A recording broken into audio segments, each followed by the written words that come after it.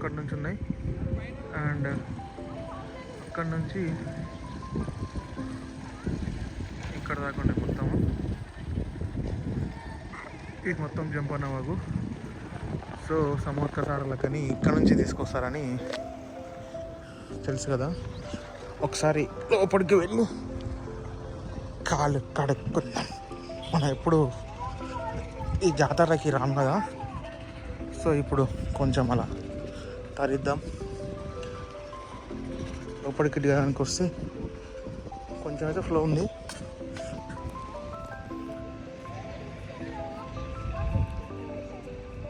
అమ్మో, ఇక్కడ దిగనీకి లేడు అసలు.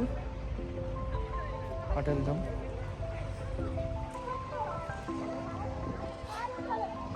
ఎంత అవుతుందో తెలియదు అసలు.